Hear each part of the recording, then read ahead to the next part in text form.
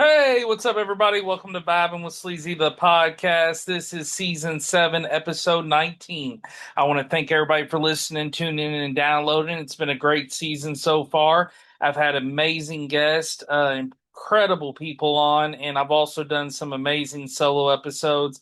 It's been a lot of fun and getting towards the end here of season 7. So there's 19 here, and then two more episodes and I'm done for the year. I'll be bringing back season 8 in 2027.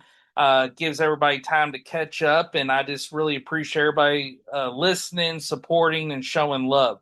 This on episode 19, the topic will be the Kentucky Oaks race and the Kentucky Derby race. The Derby is almost here. It's the first Saturday in May, and Oaks is right before it. Um, Churchill Downs will be packed. They've had the all the festivities here in April leading up to the event, so everybody's very excited in town, and I'm very pumped to talk about Oaks and talk about Derby. So overall, with the Kentucky Oaks race, I want to start off by giving the horses the post positions.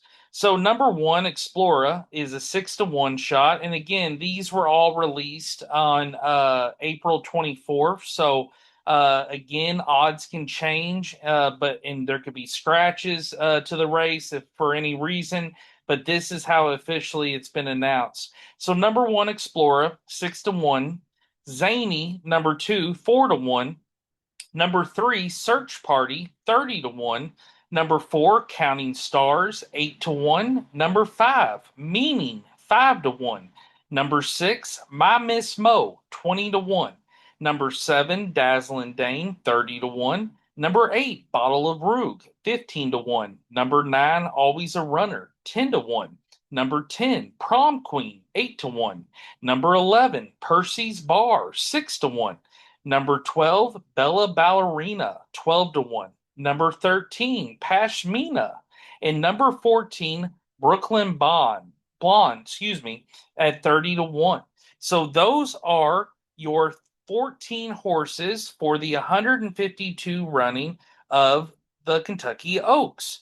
So let me first by kind of start by giving you the origin history of the Kentucky Oaks race. I've done Oaks and Derby race coverage on the podcast before, but I believe this will break down and kind of give you the history of what the Oaks race is.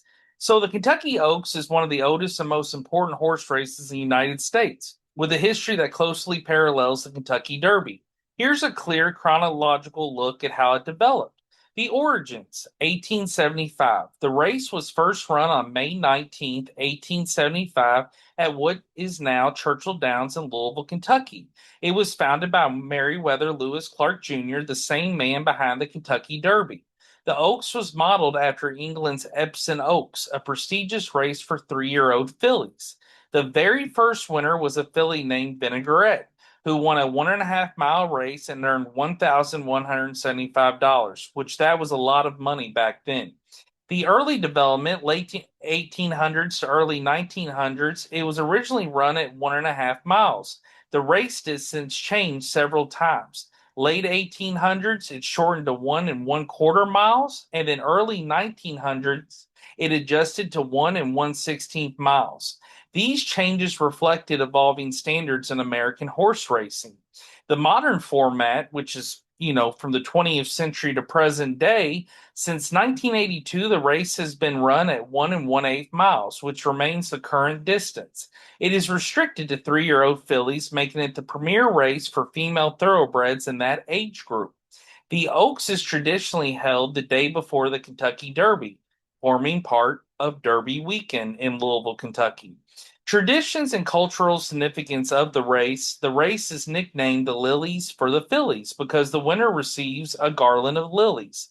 It has become known for its pink theme promoting breast and ovarian cancer awareness, and attendance has grown dramatically.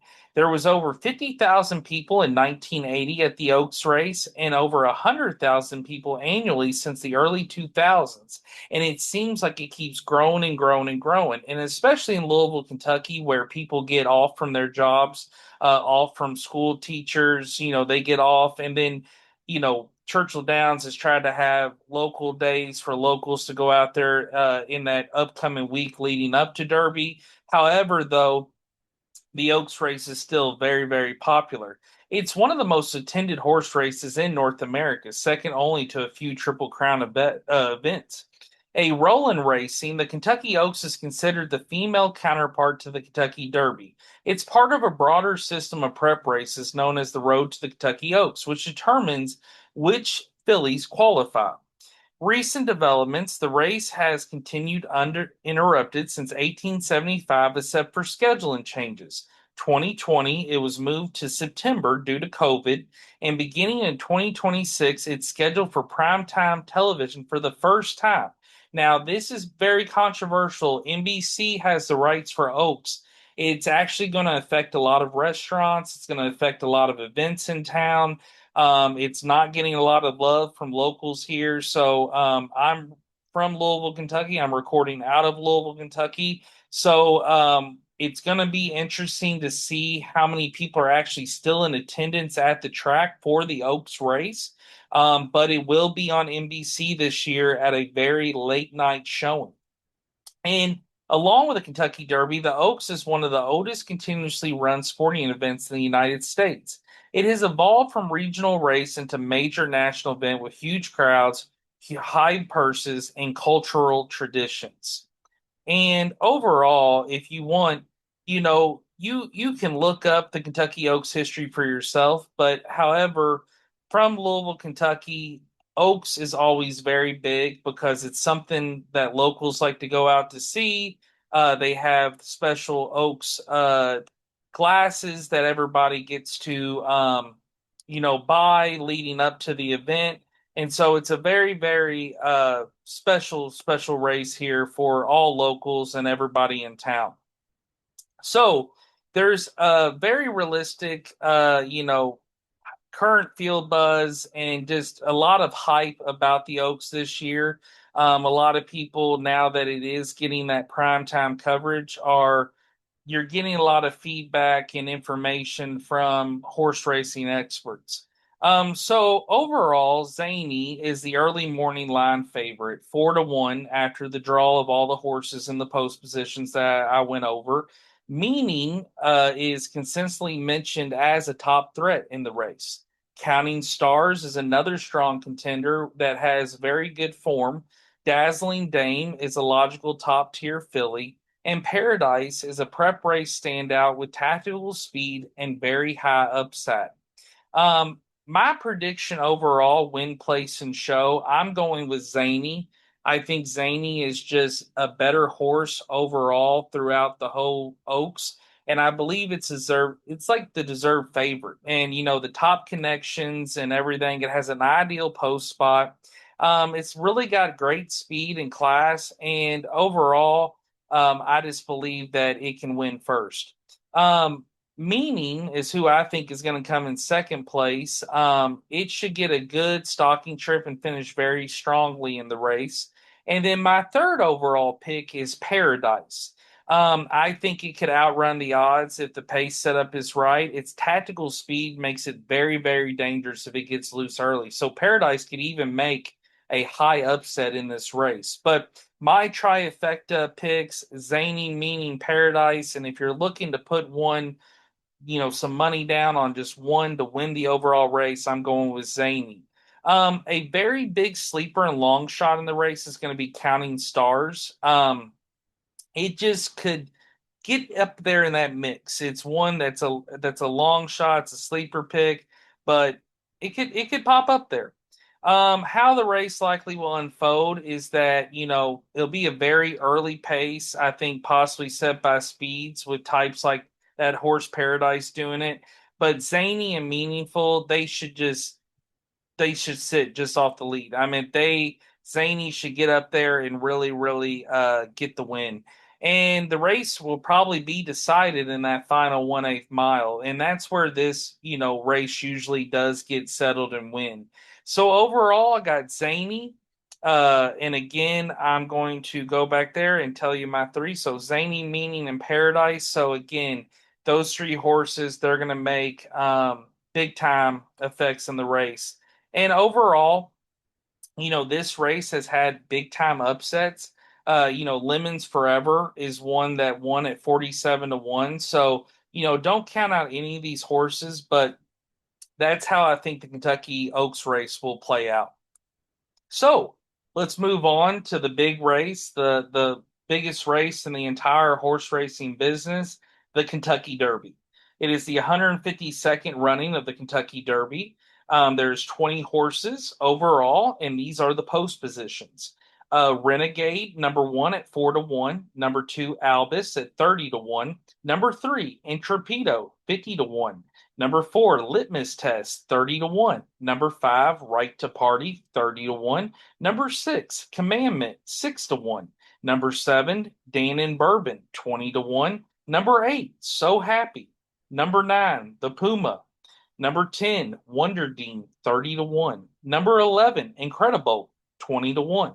Number 12, Sheaf Wallaby, 8 to 1. Number 13, Silent Tactic, 20 to 1. Number 14, Potente, 20 to 1. Number 15, Emerging Market, 15 to 1. Number 16, Pavlovian, 30 to 1. Number 17, Six Speed, 50 to 1. Number 18, Further Auto, 6 to 1. Number 19, Golden Tempo, 30 to 1. And number 20, Fullerford, 20 to 1.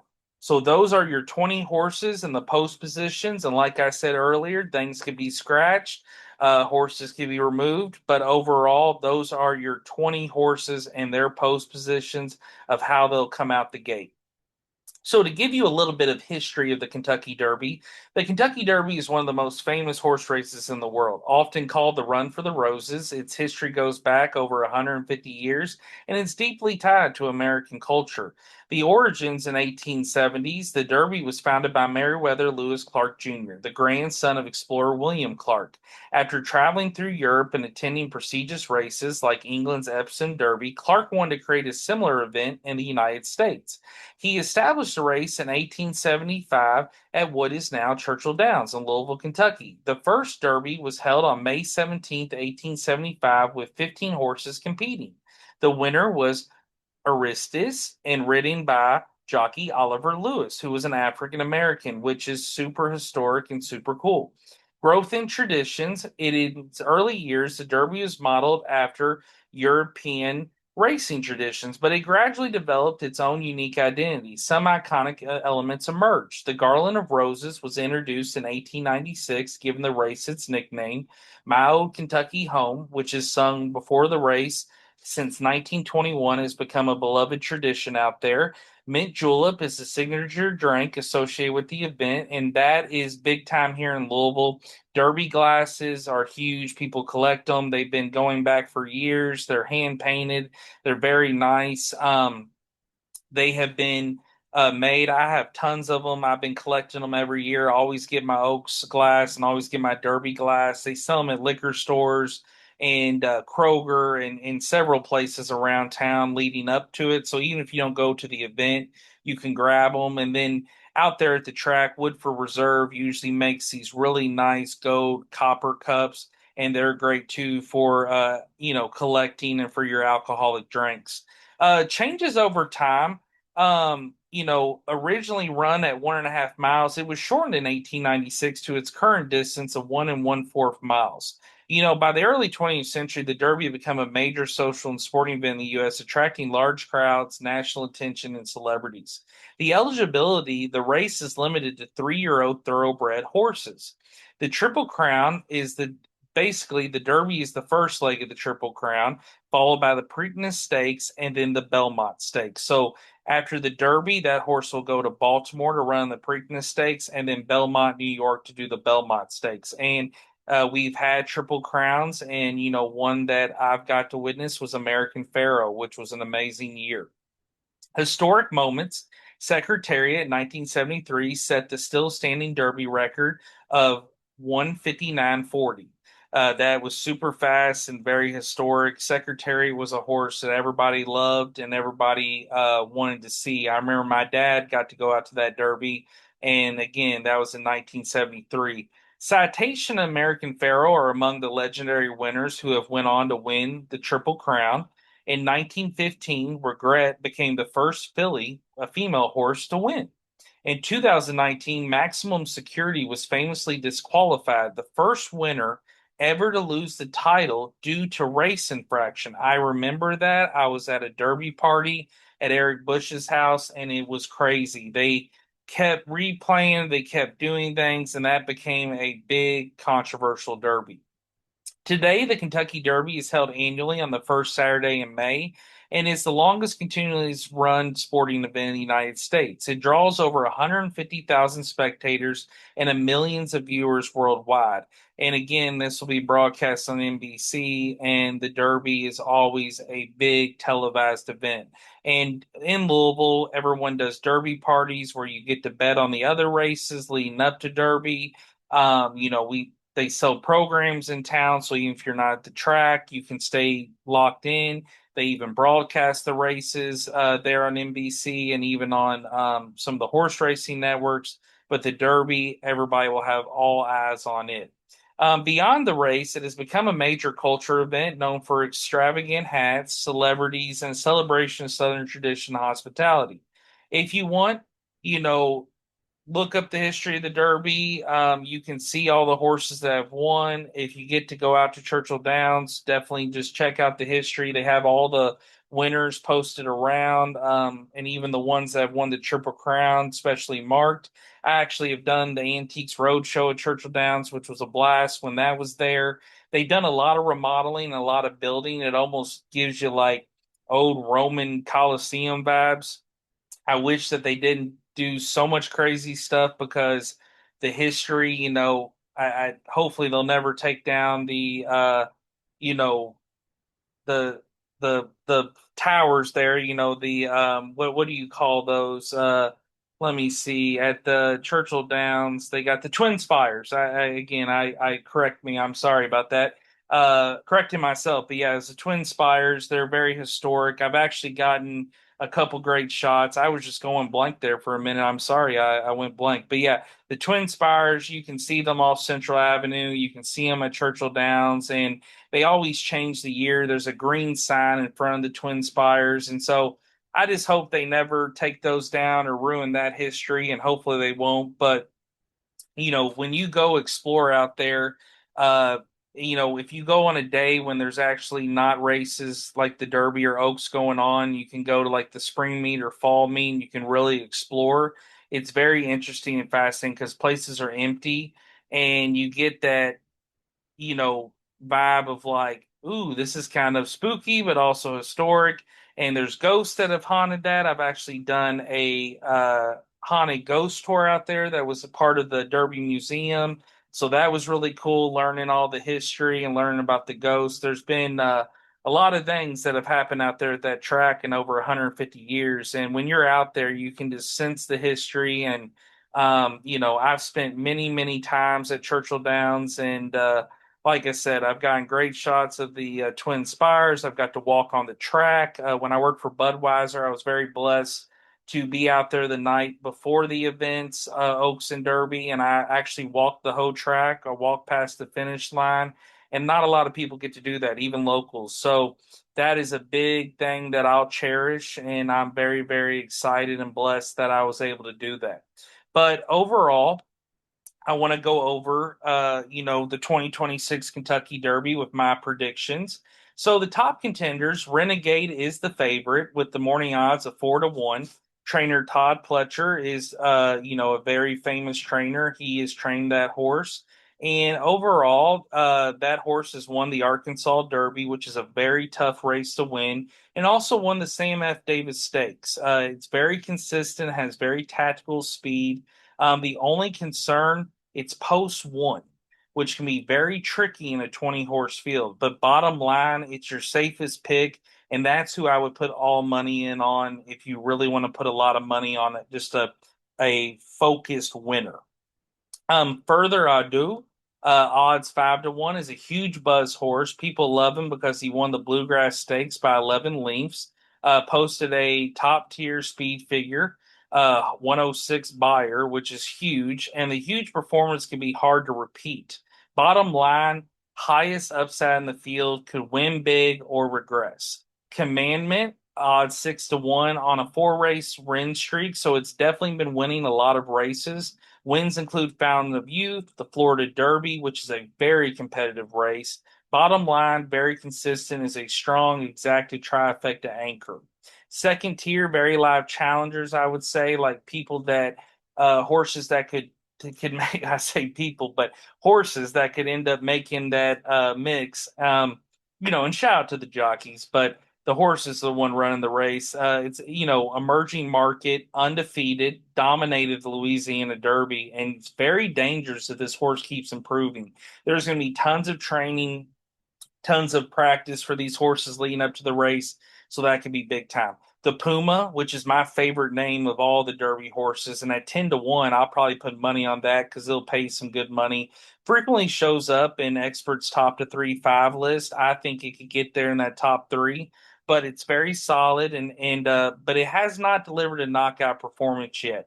Pavilionian, Silent Tactic, Chief Wallaby, they're in the mix, but Chief Wallaby has had some weaker finishes here recently. Long shots worth watching. Full of Fort, won the Jeff Ruby Stakes race, and some analysts, they see some sneaky value there.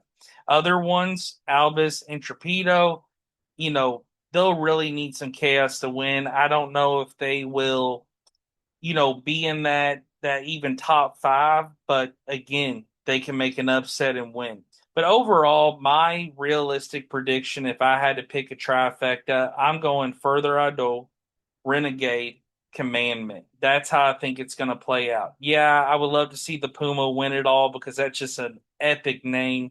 But this is how I think the Derby will play out. Further Ado, Renegade, Commandment.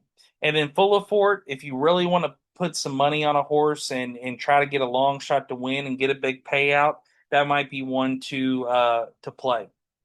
So key race dynamics to watch. It's going to be a very fast race, and if the pace is very fast, Further Ado is going to take over. Traffic trip, huge factor with 20 horses. So it all depends on where your post position's at. Some people get a post position, and even if the horse is great, you're kind of fucked with that post position. So hopefully that doesn't affect any of these horses. Riding the rail, Renegade can really be risky and can really go hard. So, Calvin Borel, that's what everybody's nickname was for him, Borel. But Calvin Borel, who's won races, a very, very historic, famous jockey, Hall of Fame jockey. If he was riding him, it would probably win the whole Derby. And then, late night workouts are going to shift the odds right before race day. So just remember that when you're looking at the odds. And again, I announce all the post position, but those odds can change. I'm going to release this episode on Oaks morning. That way you can listen and get your Oaks picks in. You can know the horses and you can kind of know a little bit of the history of the Oaks race before going out there. Same thing. You'll be a day ahead for the Derby and you'll get the history of the Derby and the post position, the horses, and then my picks overall. There's no dominant horse this year. That's the biggest thing. Unusually high is the favorite. Their odds 4-1. That doesn't usually happen. Usually there's a 2-1 horse, so that means anybody can win. Multiple trainers, Pletcher, Cox, Brown, have very strong entries this year, but the upset potential is very, very real. So this is going to be a chaos-friendly Derby. Great for betting, but harder to predict overall. So, overall, again, Further Ado, spelled ADO, that has the best ceiling. I think it's just who's going to win. And then, Renegade will come in there second, and then Commandment. But again, I don't really can give you a definite pick because it's just anybody can win. But I just think Further Ado that's going to be who will win it. Even though Renegade's the favorite, I just like how they've won the Bluegrass Stakes, and then that speed figure is huge. I mean, that is top tier speed, and at 5-1, that could really be a huge payout. And then Commandment will be there in that mix. So you might want to this year if you're putting bets in on the Derby, box everything. Exacta boxes, trifecta boxes, but pick your horse, put all the money on it, and see what can happen. Because if you pick the big winner, you could have a huge payout. And what's great about Oaks and Derby, you can bet on your phone, so you can bet where legal betting can happen. So you don't even have to be in the state of Kentucky to bet. But it's always fun to put in bets at Derby parties that can beat against your friends and even strangers, and just see how you can play out. But I hope everybody has had a great Kentucky Derby Festival if they are a local. And if not, if you're outside of the state of Kentucky, tune into Oaks, tune into Derby. It's going to be two great races. You don't even have to watch all the other races, but you could focus on them, especially with that primetime NBC coverage. Thank you. I want to thank everybody, excuse me, for listening. And, vibingwithsleazy.com is the website, Vibing with Sleazy, the podcast, Facebook, Instagram. I always love doing these episodes, especially Oaks and Derby, to get everybody ready. And, it's the perfect time with season 7 wrapping up. It's right there before Derby. So this was a great episode to do. And I wanted to, tie in a little history. When I've done these episodes before, I've kind of just been focused on the race and focused on my prediction and the horses. But I wanted to give a little history on what the Oaks and Derby is and why it's so important that it happens, and it's important for the city of Louisville. But thank you all for listening. Only 2 more episodes to go, and I love you all. I love the support. Peace.